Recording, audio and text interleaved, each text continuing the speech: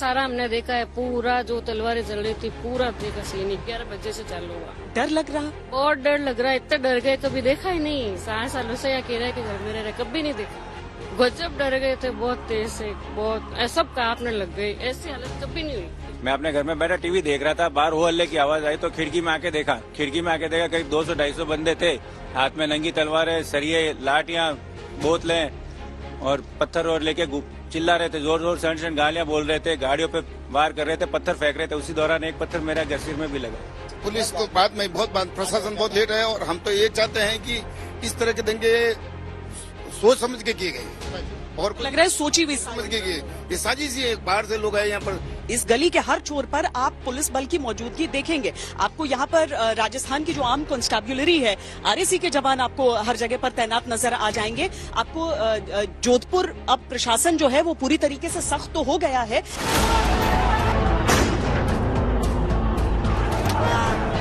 जहां अपने अपने झंडे बुलंद करने के लिए दंगे हो गए, जहां अपने अपने त्योहार मनाने के लिए पत्थर, तलवार और चाकू चल गए।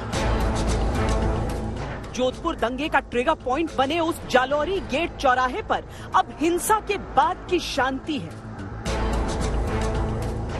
सुरक्षा बलों की भारी भरकम तैनाती है और अब चौराहे पर तिरंगा लहरा रहा है।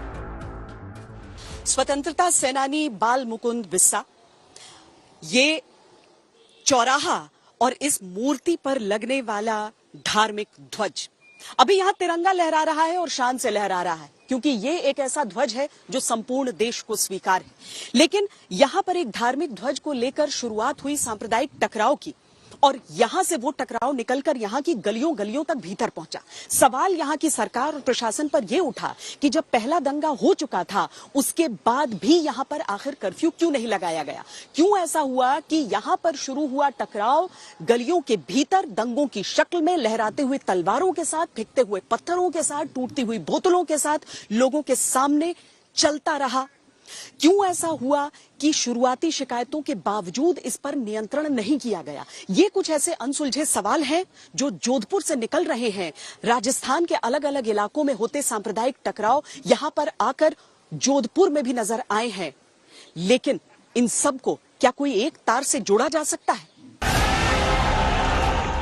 सोमवार शाम को जालौरी गेट इलाके से ही दंगे की शुरुआत हुई थी, जिसकी लपटें मंगलवार को चौराहे से फैलते फैलते आसपास के मोहल्लों में पहुंच गई। मंगलवार को उपद्रवी भीड़ झुंड बनकर जालौरी गेट से सुनारों का बास इलाके में पहुंची। वहां ज्वेलर्स की दुकानों पर हमले हुए, पत्थरबाजी हुई, जिसकी गवाही वहां अभी भी बिखरे पत्थर दे रहे हैं। इस गली के हर छोर पर आप पुलिस बल की मौजूदगी देखेंगे। आपको यहाँ पर राजस्थान की जो आर्म कांस्टेबुलरी है, आरएसी के जवान आपको हर जगह पर तैनात नजर आ जाएंगे। आपको जोधपुर अब प्रशासन जो है वो पूरी तरीके से सख्त तो हो गया है, लेकिन उससे पहले देखिए, आपको अगर घरों पर या इस तरह से शटर्स पर निशान दिखते हैं, तलवारों के निशान ये बताए जा रहे हैं, जो ताजा तलवार से जब प्रहार किया गया था ताकि किसी तरीके से शटर को खोला जाए। अब एक और चीज पर ध्यान दीजिए आप कि ये जो गली है, ये गली सुनारों की गली होती है। यहाँ पर ज्वेलर्स हैं, यहाँ पर अलग अलग जो आपको दुकान दिख जाएंगे। और 3 जो तारीख थी वो अक्षय तृतीया की तारीख। टूटी हुई है सारी, एक के बाद एक जितनी स्कूटीज आपको दिख जाएंगे, करीब एक ही कतार में खड़ी हुई 17 गाड़ियों को बताया गया जो तोड़ा गया है। 17 गाड़ियों को किसी ने ऐसी अपेक्षा नहीं की थी। आप सब भी थे उस समय यहाँ पर जब हो रहा था सब। तो देखिए, ये सारे लोग जो घरों में रहते हैं, उस समय जितने भी लोगों से हमारी नीचे भी बात हुई है, वो सब कह रहे हैं कि हम किसी तरीके से अंदर गए और हमने अपने दरवाजों को बंद कर लिया उस समय, क्योंकि बचने का तरीका ही एक बच गया था हमारे पास। जोधपुर के लोगों ने पहले कभी ऐसा मंजर नहीं देखा और न कभी वो उस मंजर को भूल पाएंगे जब उनके घरों पर पत्थरबाजी हो रही थी, तेजाब से भरी कांच की बोतलों से हमले हो रहे थे, चाकू और नंगी तलवारें लेकर भीड़ रास्ते में आने वाली हर चीज को अपना निशाना बना रही थी। यहाँ की टूटी हुई गाड़ियां अपने आप गवाही दे रही हैं कि क्या हुआ होगा उस रोज। हालांकि अब कर्फ्यू है, लोग अपने अपने घरों पर रहने के लिए मजबूर हैं, लेकिन कई लोग यहाँ पर बाहर भी निकल कर आए हैं क्योंकि वो यहाँ पर हमें ये भी बयां करना चाहते हैं कि हुआ क्या था। अब देखिए, जो पत्थरबाजी है, अधिकतर जो सड़क पर पत्थर पड़े हुए थे टुकड़े, वो हटा दिए गए हैं। ये बताओ कि ये यहाँ पर ये जो सारी चीजें हो रही थी, तुम थी यहाँ पर? हम लोग अंदर थे क्योंकि हमारे घर में भी कुछ लोग घुस चुके थे और ये हमारी शॉप है, यहाँ पे भी बहुत सारा हुआ था, तो हम लोग बाहर नहीं आ पाए थे। बट बहुत ज्यादा तेज आवाजें आ रही थी, बहुत सारे पत्थर लोगों के जेब में थे, वो सब लोग पत्थरबाजी चल रही थी, मतलब पत्थरबाजी खौफ चल था रही थी, बिल्कुल यहाँ। बहुत ज्यादा। अच्छा, तो देखिए यहाँ पर अभी भी कुछ पत्थर आपको गिरे हुए यहाँ पर नजर आ जाते हैं और इन पत्थरों के आकार को देखकर आप समझिए कि किस तरह का प्रहार और किस तरह की चोटें हो सकती हैं। कई लोग हैं ऐसे जो पिछली गलियों में हमें मिले जो घायल हुए थे। इसमें तलवार का इस्तेमाल किया गया था, चाकू थे। यहाँ पर भी आप अगर सड़क पर देखते हैं तो ये हरे कांच के जो टुकड़े हैं यही वो बोतलें थी। ये बता रहे हैं अंकल कि इसमें एसिड तेजाब भर के लाए थे। ये आपका शॉप मेरी है और यहाँ तलवारों से मतलब वार किया था दुकान पे। यहाँ सामने वो टीवी आगे सब मिलके 40-50 आदमी आए थे, तलवारें हाथ में थी, किसी के हाथ में सरिया था, किसी के हाथ में डंडा था, तो किसी के हाथ में बैट, वो क्रिकेट खेलने का बैट था।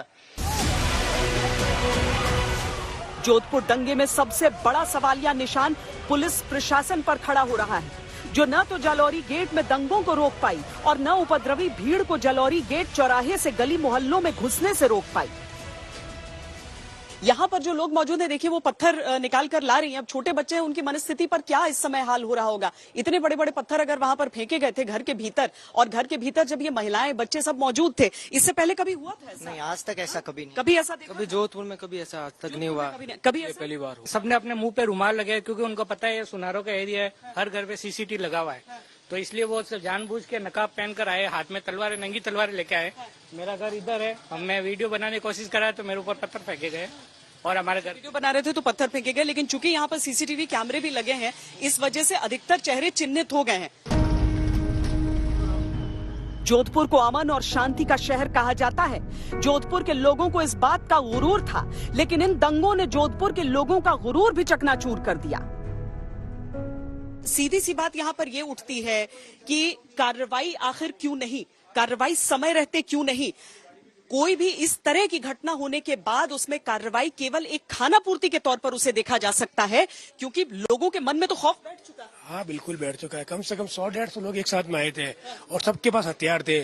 और ये पूरा जो एरिया देख रहे हो ना आप, ये पूरा व्यवसायी एरिया ही है। हो सकता है लूट भी हो सकती है, जान और माल दोनों का डर था और ये बहुत खतरनाक माहौल था कल तो यहाँ पे। दंगा या लूट के इरादा? दोनों भी हो सकता है। उनके पास हथियार भी था, दहशत फैलाना, मारना भी हो सकता है, हथियार भी थे उनके पास, ये नहीं है, और लूट भी हो सकती है, बिल्कुल दोनों है। आज ये दुकानें जरूर बंद हैं यहाँ पर, आज ये दुकानें जरूर बंद हैं। एक तो चूंकि कर्फ्यू का ऐलान उसके बाद किया गया और अब जो लोग हैं यहाँ पर बहुत ही सोच समझकर ही घर से बाहर निकल रहे हैं, क्योंकि सबको सुरक्षा चाहिए, उस सुरक्षा का एहसास चाहिए। एक उत्सव भले ही उनके सामने से गुजर गया हो, जो दहशत के साए में लिपटा रहा हो, लेकिन सबकी जिंदगी सामान्य हो। जिन लोगों को चोटें लगी हैं वो तो उससे उबर कर आ जाएंगे अपनी बस्ती में वापस रहने के लिए, लेकिन इस बस्ती की चोट का उपचार आखिर कैसे हो। श्वेता सिंह, जोधपुर, आज तक।